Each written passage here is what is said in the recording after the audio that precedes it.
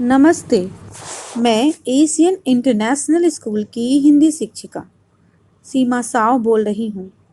आज मैं कक्षा 9वीं के पाठ्य पुस्तक क्षितिज भाग 1 से काव्य भाग से पाठ कैदी और कोकिला पढ़ाने जा रही हूँ, जिसके कवि हैं माखनलाल चतुर्वेदी जी। तो आइए माखनलाल चतुर्वेदी जी के बारे में पढ़ते हैं। माखनलाल चतुर्वेदी जी का जन्म मध्य प्रदेश के होशंगाबाद जिले के बाबई गांव में सन 1889 में हुआ। मात्र 16 वर्ष की अवस्था में वे शिक्षक बने।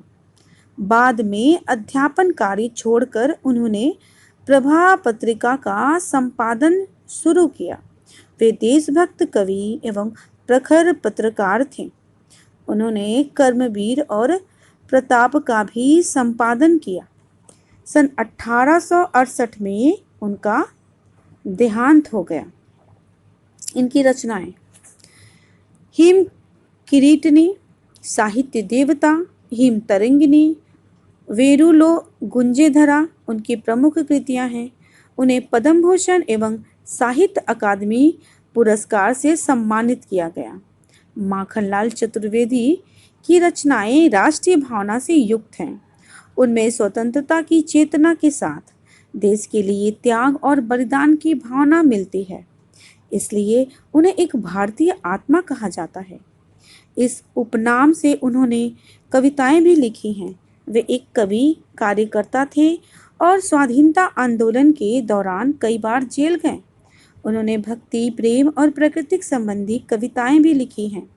चतुर्वेदी जी कविता में शिल्प की तुलना में भाव को अधिक महत्व देते हैं। उन्होंने परंपरागत छंदबद्धता एवं तत्सम शब्दावली के स्थान पर बोलचाल की भाषा के साथ साथ उर्दू फारसी के शब्दों का प्रयोग किया है। तो आइए पाठ की रूपरेखा को समझने का प्रयास करते हैं। कैदी और कोकिला कविता ब्रिटिश शासन की बर्बरता एवं देशभक्तों पर उसके द्वारा किए जाने वाले अत्याचारों को देखने समझने के लिए दर्पण के समान है। इस कविता को पढ़ते हुए यह स्पष्ट अनुभव किया जा सकता है कि देश की आज़ादी में अपना सर्वस्व न्यौछावर करने वाले अमर सेनानियों ने कितने शारीरिक एवं मानसिक कष्ट सहकर हमें स्वतंत्रता का अमूल्य उपहार दिया है। तो आइए अब हम कविता को भावपूर्वक पढ़ते हैं। उनके शब्दार्थ तथा भावार्थ को भी समझने का प्रयास करते हैं। तो कविता इस प्रकार है। क्या गाती हो, क्यों रह रह जाती हो, कोकिल बोलो तो क्या लाती हो, संदेशा किसका है, कोकिल बोलो तो। ऊंची काली दीवारें के घेरे में, डाकू चोरों बटमारों के डेरे में, जीने को देते नहीं पेट भर खाना, मरने भी देते नहीं तरप रह जाना। जीवन पर अब दिन रात कड़ा पहरा है, शासन है या तम का प्रभाव गहरा है। हिमकर निराश कर चला रात भी काली, इस समय कालिमा मई जगी क्यों आली। इसके शब्दार्थ कोकिला कोयल, बटमार रास्ते में यात्रियों को लूटने वाला ठग, डाकू डेरे में आवास में, तम अंधकार, हिमकर चंद्रमा, कालिमा मई काली आली सखी। तो कवि कहते हैं अर्धरात्रि को गाती कोयल की आवाज से चौंक कर उससे व्यग्रता से पूछ बैठते हैं कि हे कोयल, तुम इस प्रकार रह रहकर क्यों गा रही हो। क्या तुम्हारे इस गीत में किसी तरह का गुप्त संदेश या कोई प्रेरणा छिपी है। यदि कोई ऐसा संदेशा है भी तो यह संदेशा किसका है तुम मुझे स्पष्ट रूप से बताओ तो।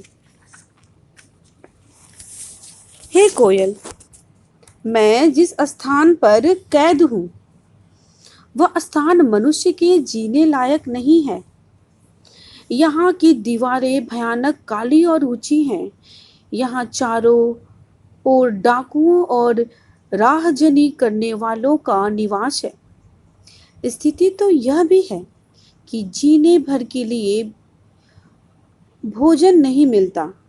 भरपेट तो दूर की बात है, पर्याप्त भोजन के अभाव में मन एवं शरीर तड़प कर रह जाता है। वे अर्थात अंग्रेज सिपाही हमें मरने भी नहीं देते और ठीक ढंग से जीने भी नहीं देते। हमारे चारों ओर कड़ा पहरा है। हमारी निगरानी के लिए सिपाहियों का बैठा रखा है। कवि प्रश्न करता है कि यह अंग्रेजों का अंधा कर्म अर्थात अंधा कर्ममय शासन है या वास्तव में गहरी काली अंधियारी रात। रात इस सीमा तक काली है कि प्रकाश या आशा रूपी चंद्रमा भी उसके आगे परास्त है। वह भी निराशा और संदेशा दे रहा है, अर्थात उसका प्रकाश भी क्षीण प्रतीत होता है। कवि कोयल से कहता है कि हे सखी, इस भयानक अंधेरी रात में तुम क्यों जाग रही हो? क्या तुम मुझसे कुछ कहना चाह रही हो? तो इस तरह से कवि ने भाव स्पष्ट किया। आगे कवि दूसरी पंक्तियों में लिखते हैं कि क्यों हुक पड़ी वेदना बोझ वाली सी, कोकिल बोलो तो क्या लूटा, मृदुल वैभव की रखवाली सी, कोकिल बोलो तो क्या हुई बावली, अर्धरात्रि को चीखी, कोकिल बोलो तो किस दावा नल की ज्वालाएं हैं तीखी, कोकिल बोलो तो। इसके शब्दार्थ देख लें। हुक कसक या पीड़ा युक्त आवाज, वेदना पीड़ा, मृदुल कोमल या मीठा, वैभव ऐश्वर्य, धन दौलत, बावली पागल, अर्धरात्रि आधी रात, दावानल जंगल की आग, ज्वालाएं आग की लपटें। आइए इसके भावार्थ को समझते हैं। कवि जेल की कोठरी से कोयल को संबोधित करते हुए कहता है कि हे कोयल, तू किस कसम भरी वाणी में कूक रही है? ऐसी कौन सी बात है जिसका बोझ तुम्हारी वेदनापूर्ण वाणी में स्पष्ट दिखाई पड़ता है? हे कोयल, तुम्हारा ऐसा क्या लूट गया जिसको लेकर तुम इतनी उद्गिन्न एवं व्याकुल हो, और आधी रात को तुम्हारी वाणी इतनी कारुणिक अर्थात दुख भरी हो रही है? हे कोयल, तुम्हारी वाणी अत्यंत मधुर एवं कोमल है तथा वह मधुर ऐश्वर्य की प्रतीक है जिसकी तुम स्वामिनी हो। फिर भी तुम इस सीमा तक विचलित क्यों हो? तुम्हारी वाणी में यह विक्षिप्तता अर्थात ये बदलाव क्यों है? तुम इस आधी रात को क्यों चिल्ला रही हो? क्या किसी जंगल की आग की भयानक लपटें तुम्हें दिख गई हैं? अर्थात क्या तुम्हें भी इस अंग्रेजी राज्य का अंधकार और भयानक अत्याचार युक्त नीतियों का ज्ञान हो गया है? तुम्हारी वाणी की व्याकुलता क्या इसी कारण है? हे कोयल, कुछ तो बोलो, बताओ तुम इतनी रात को क्यों चिल्ला रही हो? कवि कोयल से प्रश्न कर रहा है। अतः इस तरह भावार्थ पूरे हुए।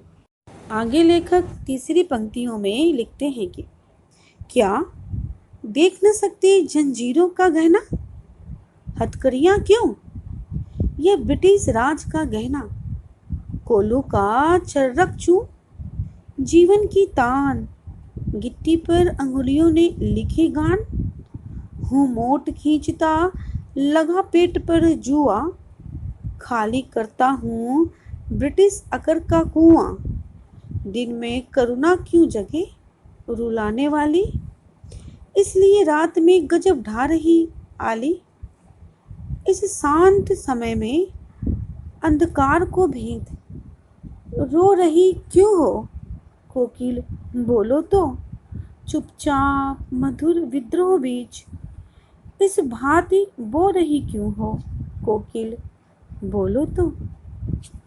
आइए इसके शब्दार्थ देख लें।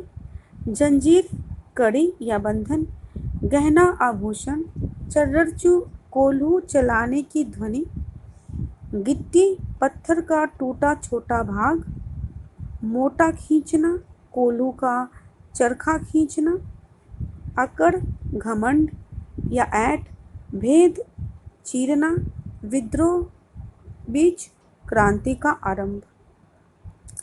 तो कवि इसके भावार्थ में क्या कहना चाहते हैं, अब हम समझने का प्रयास करेंगे। कवि कोयल से कहता है कि हे कोयल, क्या तुम्हें हमारे शरीर पर पड़ी हुई जंजीरें दिखाई नहीं पड़ती? ये जंजीरें हमें किसी गहने से कम प्रतीत नहीं होती, और ये जो हथकड़ियाँ हमने पहन रखी हैं, ये अंग्रेजी राज द्वारा हमें दिया गया उपहार है, जो गहनों के रूप में हमारे शरीर और हाथों में सजी हुई हैं। हमें ये कोल्हू के चरसा को खींचते समय चर्रचू की ध्वनि में जीवन की तान सुनाई पड़ती है। ये जीवन संगीत ही हमें देश के प्रति समर्पित होने की प्रेरणा देता है। हम अपने मजबूत हाथों से जब पत्थर तोड़ते हैं तो ऐसा लगता है कि हमारी उंगलियों में पत्थर के ये टुकड़े स्वतंत्र संग्राम का नया गीत रच रहे हैं।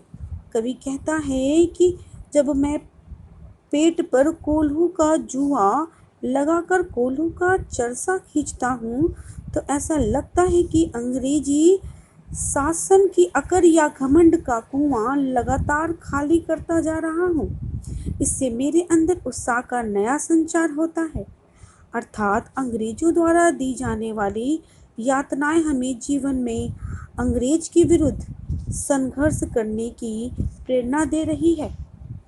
कवि कहता है कि हे कोयल, इस अंधकार में एवं शांत माहौल में तुम क्यों विलाप कर रही हो?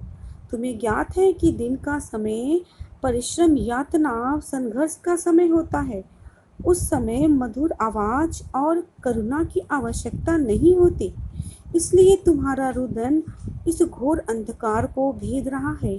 हे कोयल, क्या तुम इन अंग्रेजों के विरुद्ध क्रांति का सूत्रपात कर रही हो? क्या तुम अपनी करुण वाणी से स्वतंत्रता संग्राम का नया अध्याय लिखने जा रही हो? बोलो तो कोयल, क्या तुम इस नीरव शांत अंधकारमय वातावरण में इसलिए चुपचाप रुदन कर रही हो? तो तीसरी पंक्ति इस तरह पूरी हुई।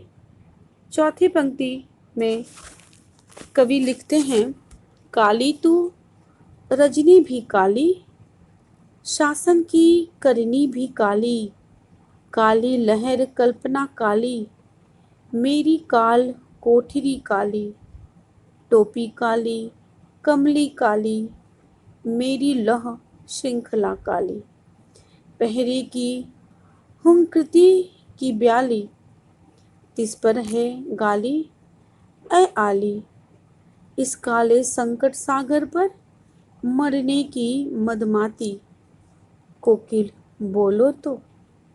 अपने चमकीले गीतों को क्यों कर हो तैराती, कोकिल बोलो तो। आइए इसके शब्दार्थ देख लें। रजनी रात, करनी कर्म या काम, काल कोठरी सकरी छोटी जगह जहाँ खूंखार कैदियों को रखा जाता है, कमली कंबल, लौह श्रृंखला, लोहे की जंजीर, हुंकृति, हुंकार, ब्याली, नागिन, तिस पर, उस पर, संकट सागर, सागर रूपी संकट, मदमाती, मस्ती या उल्लास से भरे। तो आइए इसके भावार्थ देख लेते हैं। कवि क्या कहना चाहते हैं?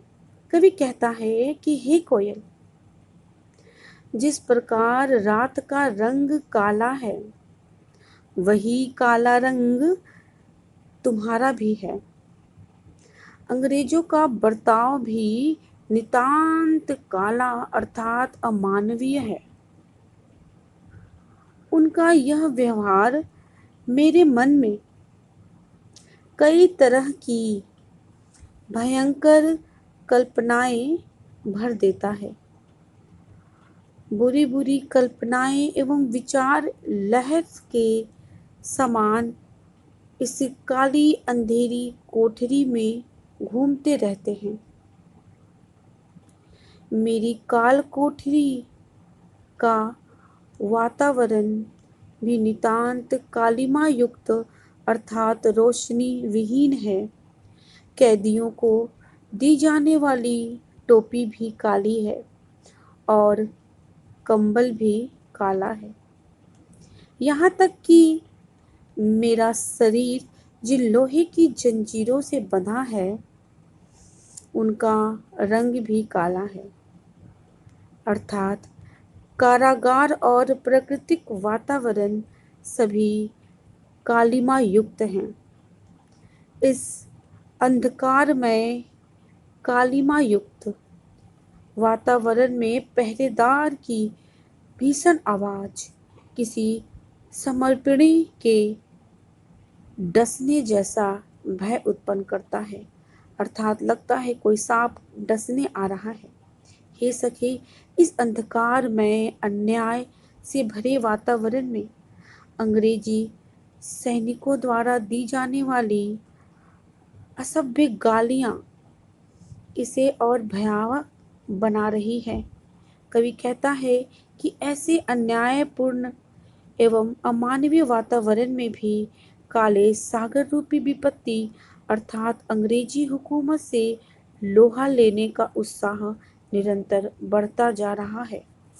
प्रबल इच्छा हो रही है कि इस काले सागर रूपी संकट को जल्द से नष्ट कर दिया जाए। हे कोयल, बोलो तो यह कैसा विचार है? तुम अपनी माधुर्यपूर्ण स्वर लहरी अर्थात गीतों को क्यों लहरा रही हो? क्या तुम भी इस अंग्रेजी हुकूमत से लोहा लेने का मन बना चुकी हो? हे कोयल, सच सच बताओ।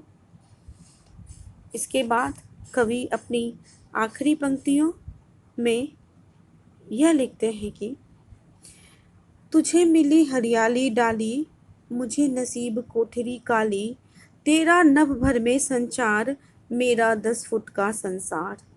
तेरे गीत कहावे वाह, रोना भी है मुझे गुनाह, देख विषमता तेरी मेरी, बचा रही तिस पर रणभेरी। इस हुंकृति पर अपनी कृति से और कहो क्या कर दूं, कोकिल बोलो तो।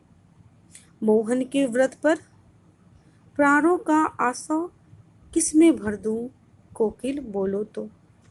शब्दार्थ देख लें। नसीब भाग्य, नभ भर संपूर्ण आकाश, गुनाह अपराध, विषमता असमानता या अंतर, रणभेरी युद्ध का नाद, कृति रचना मोहन मोहनदास करमचंद गांधी अर्थात महात्मा गांधी, आसव रस। तो आइए अब हम इसके भावार्थ को समझते हैं। कवि कोकिल के माध्यम से क्या कहना चाह रहे हैं? कवि कहता है कि हे कोयल, तुम तो प्रकृति के स्वच्छंद हरे भरे वातावरण में उन्मुक्त अर्थात स्वतंत्र विचरण कर सकती हो, आकाश में उड़ सकती हो। और तुम्हें तो बैठने के लिए हरी भरी डाली भी मिली है, परंतु मेरे भाग्य में यह संकरी। कवि कहता है कि उसके भाग्य में क्या मिला है? संकरी सी काल कोठरी है, जहाँ हवा और रोशनी बड़ी मुश्किल से पहुंचते हैं। हे कोयल, संपूर्ण आकाश तुम्हारा क्षेत्र है, जहाँ तुम निर्बाध अर्थात बिना रुकावट के आकाश में उड़ सकती हो, जबकि मैं जिस काल कोठरी में बंद हूँ। कवि कोयल को कहता है कि तुम आजाद हो, स्वतंत्र हो, फिर भी तुम क्या गा रही हो और क्या कहना चाह रही हो? किंतु मुझे देखो, मैं जिस काल कोठरी में बंद हूँ, यह मात्र 10 फुट की ही है। हे कोयल, तेरे गीत सभी की प्रशंसा के पात्र हैं, परंतु यदि मैं अपनी दुर्दशा पर रोना चाहूँ तो यह अपराध किस श्रेणी में गिना जाएगा? हे कोयल, तुम स्वयं देख लो कि तुम्हारी और मेरी स्थिति में कितना अंतर है। तब भी तुम अंग्रेजी शासन के विरुद्ध युद्ध का संगीत बजा रही हो कोयल। हे कोयल, यह तो बताओ कि तुम्हारी इस हुंकार पर मैं क्या कर सकता हूँ? कवि कोयल से प्रश्न कर रहा है। उसकी हुंकार देखकर कवि प्रश्न कर रहे हैं कि मैं क्या कर सकता हूँ तुम्हारे लिए? इस काल कोठरी में रहकर मैं अपनी रचनाओं, कविताओं के द्वारा ऐसा और क्या विशेष कर दूं तुम्हारे लिए, और क्या कर दूं तुम्हारे लिए हे कोयल, जबकि तुम्हारी और मेरी दशा में बहुत अंतर है। स्वतंत्रता संघर्ष की, कवि फिर कहते हैं कि स्वतंत्रता संघर्ष की अग्नि और धधक उठी है उनके अंदर। कह रहे, हे कोयल, तुम ही बताओ कि महात्मा गांधी के इस स्वतंत्रता आंदोलन के लिए मैं अपने प्राण रस किस भांति न्यौछावर कर सकता हूँ? तुम बताओ कोयल कि मेरे संघर्ष की दिशा क्या होगी? मैं इसके लिए संघर्ष कैसे करूं? मैं इसके लिए संघर्ष के लिए तैयार हूँ। मैं संघर्ष कर सकता हूँ कोयल? फिर कहते हैं, हाँ, मैं इसके लिए सहर्ष तैयार हूँ। अतः इस प्रकार हमारा ये पाठ समाप्त होता है। धन्यवाद।